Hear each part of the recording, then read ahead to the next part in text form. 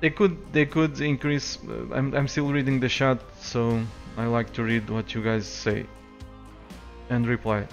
They could even give that penalty for tech imbalance. It's a game. It's a game. So a game, we know a game. It's not perfect. This is actually a game with lots of fantasy. Most of the core mechanics are fantasy, like exiled armies. What are exiled armies in real life? Can you tell me? No, they don't exist because this is a game. So, overextension. What is overextension in real life? Can you tell me what is overextension in real life? This is just a couple of examples. So it's a game, we have to think about that's a game. But all these fantasy mechanics in EU4 came together to form a very fun game. Game very, very fun, at least for me, from my point of view. But all core mechanics of EU4 actually make you wait. You have to wait for points. You have to wait for the overextension to go away before taking more overextension, or you'll have some penalties. You have to wait for the aggressive expansion to tick down, or you'll have some penalties. So you have to wait for claims. You have to wait. So, but the game was had a very fine balance that still made it very fun. Stuff like corruption and the latest proposal, like for example, disallowing claim fabrication until the year 1600, only introduce waiting, and more waiting.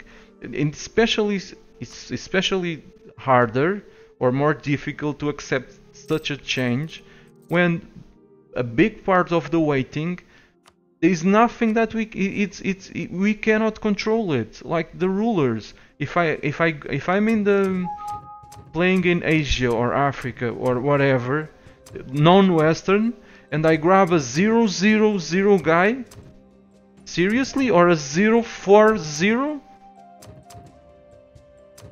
so I'm gonna end up with my economy completely screwed, and decades upon decades at speed 5 doing nothing. Because of what? Because of the random number generated that gave me a 005 dude. And because I decided to play a challenging country, because playing in Europe is boring. Anyway, that's my view on the subject. It's quite ridiculous to introduce. I mean, corruption could still be fun, but not in, for example, 1.16.0, where it took no more, no less than 150% of your income. Better said, it took 100% of your income, and it was still rising by 0.5. Right now, if you don't have a very good trade, if you are not in a very good trade node, what's gonna happen is that if you end up with an imbalanced research and some issues with religious unity, it's gonna take pretty much all your money away. So it's not fun. It's like graying out the declare war button, something like that. So they need to tone it down to make it fun. Especially because corruption now is forcing me to use vassals, and vassals are retarded as. Anyway, okay, I've talked too much. We managed to defeat the coalition, to defeat Ethiopia, to assign white pieces. Now we have a problem on our hands, which is the nobility. I'm talking about the nobility that's gonna take the power, and we still have internal conflicts. So we need to get rid of internal conflicts, and we need to get rid of all this influence from the nobility.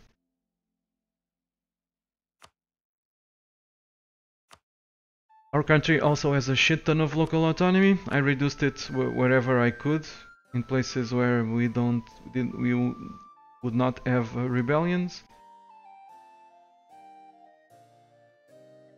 So basically this is the boring part, but the part where I'm, at least for me, I mean, it's not everything boring, but this is the most boring aspect of the estates. Whenever something goes south, you have to click a shit ton of provinces, you have to fight a shit ton of rebels. So this is the most annoying part of the estates. But if we forget that, if we are lucky and if we are also a bit careful, we can avoid it, and the estates are actually fun, and they actually increase the depth of the game. In 1.16, I love the changes that they made to the estates. But they can be tedious if you are unlucky, but you have to be very unlucky to end up doing what I'm about to do. Or you need to mess around with them too much, or very much.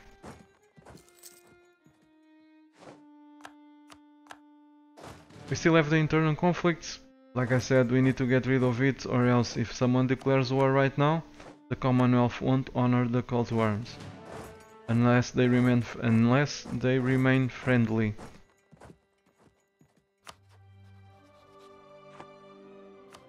But I doubt it, they would honor the call to arms.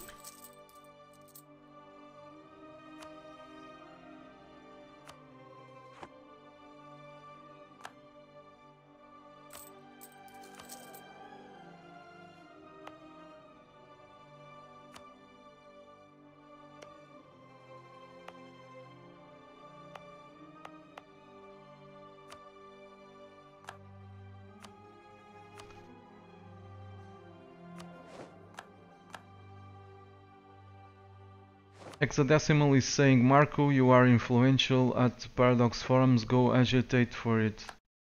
Yeah, I did. I do what I can. I already did my part. I told the developers what I think about corruption.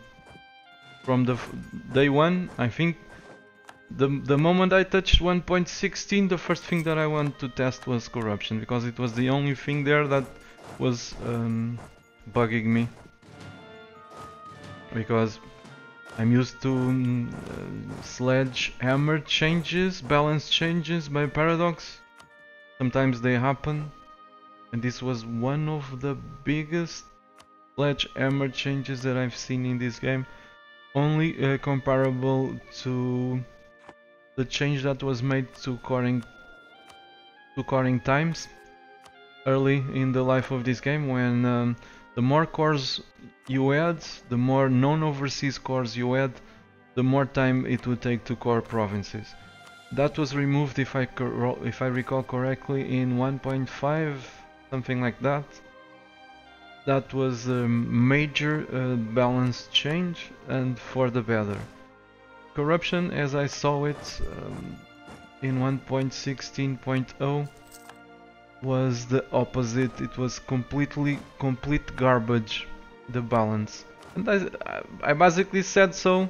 I gave my suggestions, and they decided to nerf it by 50%. My suggestion was 90% nerf. And whenever I see things that I don't like, I mean, it's not my personal taste, is that I think are not good for the game, I go to the Paradox forum and say so. Sometimes I give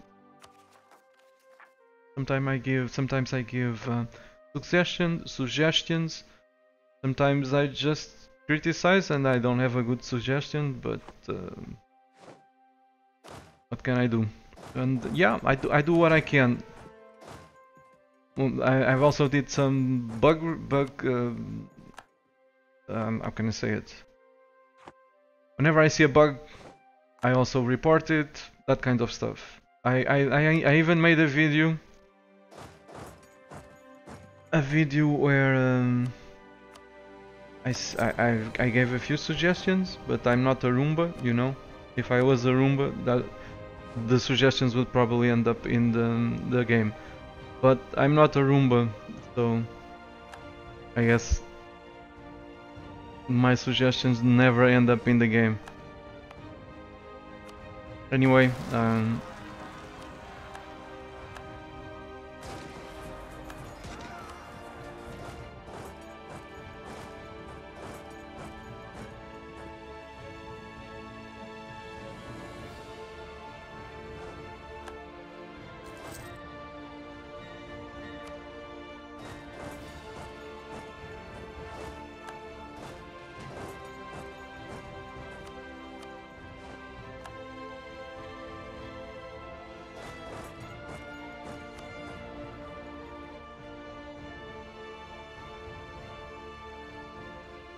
it's pretty silly. The way corruption is implemented in this game is pretty silly. So I take in part it's also because some mechanics are also silly, but a big difference is that they are fun. They may be a little bit silly, like the overextension, but the overextension actually makes the game fun, because if it wasn't for the overextension, this game would be hugely easy. So, but it's a kind of balance that makes sense. But the corruption simply does not make sense. For example, how can one justify scoring 100% overextension?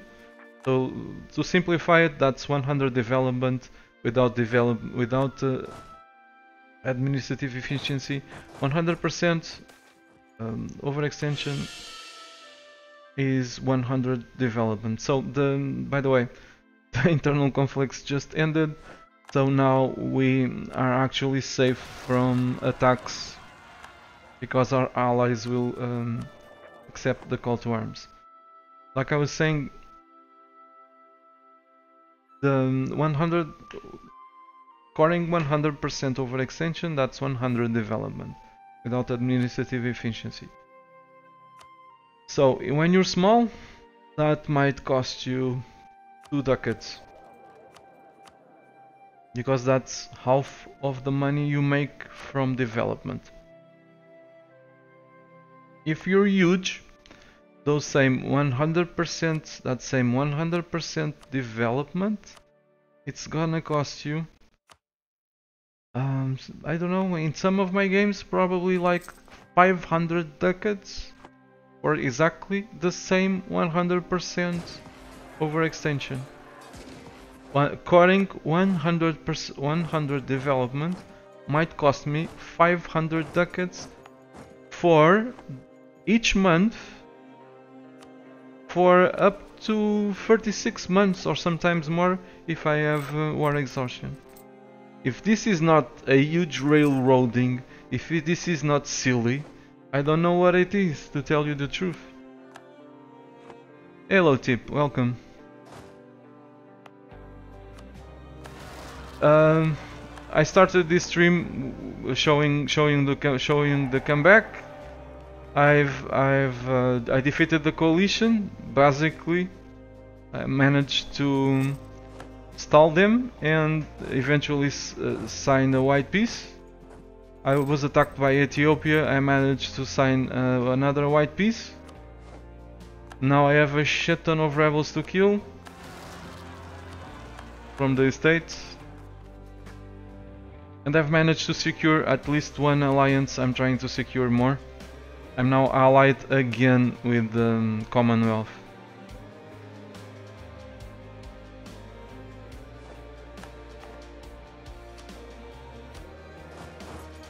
But at a very expensive for the I mean, it was very expensive for the country.